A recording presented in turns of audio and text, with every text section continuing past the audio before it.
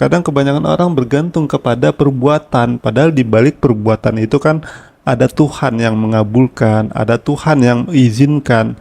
Kalau misalnya mengabulkan Tuhan, yang mengizinkan Tuhan, maka hati dan pikiran kita hanya bergantung kepada Tuhan saja, tidak bergantung lagi kepada ya perbuatan-perbuatan itu gitu. Entah keruk centong, manggil uang, itu kan hanya syariatnya aja gitu. Buat kita orang-orang awam tuh bisa supaya bisa yakin gitu, tapi hatinya, pikirannya tuh tetap ke Tuhan aja gitu. Jadi seperti itu ya di dalam pemahamannya itu ditegaskan seperti itu yang saya pahami ya.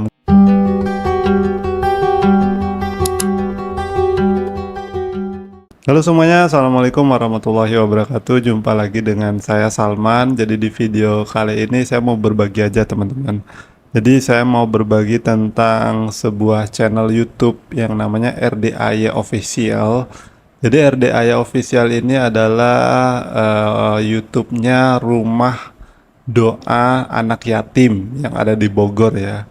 Jadi di situ tuh ada bagus ya, menurut saya di situ bagus, ilmunya bagus. Jadi saya mencoba nonton beberapa video yang ada di sana. Nggak tahu ya, muncul aja di di beranda channel YouTube saya gitu. Jadi akhirnya saya coba nonton, dan setelah saya nonton beberapa video, saya merasa bahwa nyambung gitu, ilmu kita tuh nyambung kayak satu frekuensi lah gitu. Apa yang disampaikan di sana itu bisa dipahami dengan mudah gitu, dan memang itu adalah kebenaran teman-teman. Nah, untuk alamatnya itu di Bogor ya, dan dipimpin oleh Haji Dwi Susanto. Nah, kalau teman-teman nonton channel YouTube-nya, teman-teman akan melihat Pak Haji Dwi Susanto ini menyampaikan atau testimoni atau memberikan arahan-arahan kepada para pasiennya, para kliennya gitu. Nah, yang saya jadi kemarin beberapa video saya sebelumnya itu saya ada ngebahas tentang ilmu yang disampaikan oleh Haji Dwi Susanto ini, dan ada yang komentar dengan ini kan RDAY. Ya, memang ini adalah ilmunya RDAY. Dan memang menurut saya ini adalah ilmu yang sesuai dengan apa yang selama ini kita pahami, kita pelajari dan kita ajarkan gitu kan. Di dalam ilmu RDAY itu disebutkan bahwa penyebab rezeki kita itu mampet, penyebab rezeki kita itu sulit, penyebab kita itu selalu berada di dalam kesulitan karena kita tuh tidak menerima takdir gitu. Ketika kita tidak menerima takdir, maka kita akan mengeluh, kita akan komentar apapun yang terjadi kepada diri kita tuh kita komentari kan. Banyak yang terjadi seperti itu. Ketidakenakan yang terjadi di dalam kehidupan kita itu ya tidak bisa kita terima gitu. Kita komentari, kita keluh kesahkan, kita protes. Jadi itu ibaratnya kita protes kepada Tuhan gitu. Kan Tuhan yang menciptakan dunia ini, menciptakan kita, menciptakan takdir. Segala sesuatu yang sudah terjadi kepada diri kita itu kan adalah takdir Tuhan, kehendak Tuhan, atas izin Tuhan ya. Jadi kalau yang terjadi kepada diri kita itu adalah atas izin Tuhan, ketika kita tidak menerima apa yang sudah Tuhan izinkan terjadi kepada kita, maka kita sudah melawan kehendak Tuhan. Kita sudah melawan Tuhan, ibarat kasarnya ya. Karena kata Tuhan, aku yang menciptakan seperti ini, kenapa kamu tidak menerima, kenapa kamu mengeluh gitu. Sudah syukur aku ciptakan, kata Tuhan kan, kalau bahasa kasarnya seperti itu. Nah, jadi kalau misalnya kita sudah memahami ilmu yang diajarkan oleh Pak Haji Dwi Susanto itu, intinya tuh cuman itu sebenarnya. Banyak yang bertanya muter-muter, intinya itu cuman itu sebenarnya. Intinya itu kamu harus terima takdir dulu, baru kamu bisa berkelimpahan, baru kamu bisa kaya raya. Kalau kamu tidak bisa menerima takdirmu, kalau kamu tidak bersyukur atas apa yang sudah Tuhan berikan kepada kita, maka kita tidak bakalan bisa berdoa bagaimanapun kita meminta seperti apapun. Kalau kita tidak mensyukuri apa yang sudah ada pada diri kita terlebih dahulu, kita tidak bakalan bisa, tidak bakalan terkabul doa kita kalau kita tidak mensyukuri dulu. Jadi kalau misalnya alurnya itu ya, kalau menurut pemaham alurnya itu istighfar dulu terlebih dahulu, kan kita banyak dosa nih, istighfar dulu terlebih dahulu, terus bersyukur, baru kita meminta. Kalau kita bersyukur belum, istighfar belum, udah meminta yang nggak bakalan dikasih gitu. Jadi sebelum kita berdoa, sebelum kita meminta kepada Tuhan, sebelum kita mengharapkan keberlimpahan, kita harus istighfar dulu teman-teman, meminta maaf dulu. Ibaratnya kita kan banyak salah setiap kehidupan kita, setiap hari kita pasti ada aja melakukan kesalahan. Jadi kita meminta ampun terlebih dahulu kepada Tuhan. Oh Tuhan, ampuni aku, ampuni segala kesalahanku. Setelah kita meminta ampun, lalu kita bersyukur. Syukuri apa yang sudah Tuhan berikan kepada kita tuh, kita syukuri. Apa yang sudah Tuhan kasih kepada kita tuh kita syukuri. Itu dulu kita syukuri, baru kita berdoa. Kalau misalnya kita bersyukur belum, istighfar belum, sudah berdoa, ya susah untuk dikabulkan. Gitu yang saya pahami ya di sana ya.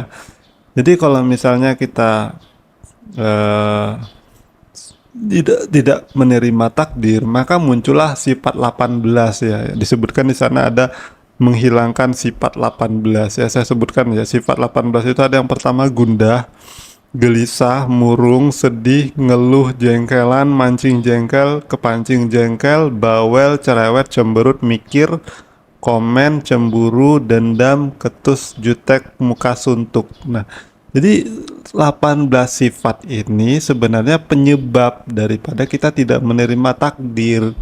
Itu aja. Kalau misalnya kita mau menghilangkan sifat 18 ini, kita harus terima dulu takdir kita itu gitu. Seperti yang pernah saya sampaikan juga ya, bahwa segala sesuatu ini adalah perbuatan Tuhan. Tuhan yang berkehendak seperti itu. Jadi jangan jangan digelisahkan, jangan disedihkan, jangan dikeluhkan, jangan dijengkelkan.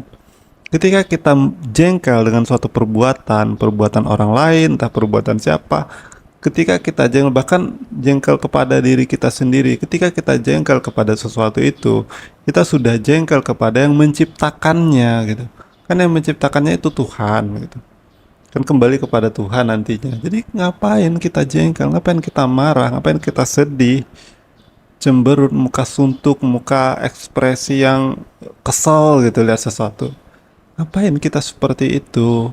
Itu namanya tidak menerima takdir. Kalau kita sudah mengenal Tuhan, makanya dasarnya itu ya mengenal Tuhan terlebih dahulu. Untuk menghilangkan 18 sifat ini ya kita harus mengenal Tuhan.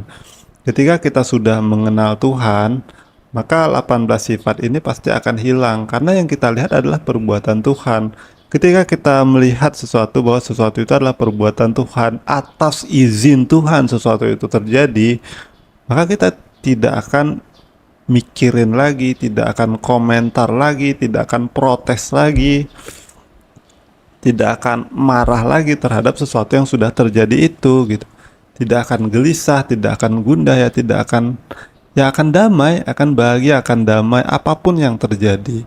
Jadi ketika kita sudah mengenal Tuhan, sudah benar-benar bergantung sepenuhnya kepada Tuhan, bahwa yang menciptakan Tuhan, yang menyembuhkan Tuhan, yang menghadirkan Tuhan, yang mematikan Tuhan, ya kita nggak akan ada lagi kekhawatiran, kegelisahan, dendam, cemburu. Apa yang kita cemburukan kalau misalnya semua atas kehendak Tuhan, atas izin Tuhan? Tidak ada lagi yang kita cemburukan, tidak ada lagi yang kita khawatirkan gitu. Nah hasilnya itu ya, jadi gimana Bang, yang harus kita lakukan apa? Jadi kan, nah setelah hilang sifat ini kan orang kadang bingung. Jadi eh, yang harus kita lakukan ini apa? Nah di situ disebutkan bahwa yang kita harus lakukan adalah jalani, syukuri, dan nikmati. Jalani, syukuri, nikmati. Jalani, syukuri, nikmati. Jangan dikeluhkan, jangan dipikirkan, jangan dikomentari. Jadi kita hidup ini ya hiduplah sebagaimana adanya gitu. Yang pernah saya sampaikan juga, hiduplah sebagaimana adanya. Artinya ya jalani. Apapun yang terjadi kepada kita ya kita jalani gitu. Nah, terus ketika di perjalanan itu sesuatu terjadi, bersyukur, sesuatu terjadi, bersyukur. Jadi hidup kita tuh penuh dengan rasa syukur gitu. Terjadi seperti ini, alhamdulillah. Seperti ini, alhamdulillah. ditagih hutang, alhamdulillah seperti ini, ya itu atas izin Allah semua, atas izin Tuhan semua. Jadi ya alhamdulillah, alhamdulillah aja dalam kehidupan kita, alhamdulillah. Nah, setelah kita mensyukuri segala sesuatu yang terjadi kepada diri kita tadi, maka kita akan menikmati ya, menikmati semua proses yang terjadi kepada diri kita. Jadi hidup ini kan adalah sebuah proses. Jadi kita akan menikmati apapun yang terjadi kepada diri kita itu ya kita nikmati. Alhamdulillah, alhamdulillah, alhamdulillah, ya sepanjang perjalanan kita akan kita syukuri dan kita nikmati. Jadi jangan berharap kepada apapun ya selain daripada Tuhan. Yang harus kita lakukan adalah jalani, syukuri, nikmati. Lain daripada itu jangan difikirkan. Jangan berpikir, jangan apa, jalani, nikmati, syukuri. Jalani, nikmati, syukuri. Nah, setelah kita bisa melakukan hal ini, jalani, nikmati, syukuri, pasti keberlimpahan itu akan datang kepada kita gitu. Tapi bukan berarti kita berharap ya kepada selain daripada Tuhan. Nanti ketika kita melakukan ini, kita menganggap bahwa ini penyebab. Enggak, sebenarnya ini segala sesuatu yang ada di dunia ini sebenarnya sudah menjadi takdir Tuhan, kehendak Tuhan. Yang bisa kita lakukan ya ini, jalani, syukuri, nikmati gitu. Karena perjalanan kita pun Tuhan yang menjalankan, tidak akan berjalan kita kecuali Tuhan yang membuat kita berjalan. Kan seperti itu. Jadi ya syukuri aja, syukuri, nikmati, jalani. Seperti itu ya teman-teman. Mungkin kalau teman-teman penasaran bisa nonton langsung di channelnya RDAY Official ya. Pembahasannya tuh bagus, banyak testimoninya juga. Nah, dan di situ juga ditegaskan bahwa ketika kamu sembuh dengan, contohnya kan banyak yang protes tentang merendam celana dalam kan untuk menyembuhkan apa, menyembuhkan itu. Di situ juga ditegaskan bahwa bukan itu yang menjadi utamanya, itu hanyalah syariatnya aja gitu, itu hanyalah perilakunya aja di dalam hati, di dalam jiwa, di dalam pikiran kita, di dalam keyakinan kita. Yakinilah bahwa Tuhanlah yang menyembuhkan, Tuhanlah yang memberikan rezeki. Kadang kebanyakan orang bergantung kepada perbuatan, padahal di balik perbuatan itu kan ada Tuhan yang mengabulkan, ada Tuhan yang mengizinkan. Kalau misalnya yang mengabulkan Tuhan, yang mengizinkan Tuhan, maka hati dan pikiran kita hanya bergantung kepada Tuhan saja, tidak bergantung lagi kepada ya syariat-syariat itu, perbuatan-perbuatan itu gitu. Entah keruk centong, manggil uang, itu kan hanya syariatnya aja gitu. Buat kita orang-orang awam tuh bisa supaya bisa yakin gitu, tapi hatinya, pikirannya tuh tetap ke Tuhan aja gitu. Jadi seperti itu ya, di dalam pemahamannya itu ditegaskan seperti itu yang saya pahami ya. Mungkin kalau misalnya ada yang salah dari pemahaman saya mohon maaf. Mungkin cukup sekian video kali ini. Wassalamualaikum warahmatullahi wabarakatuh.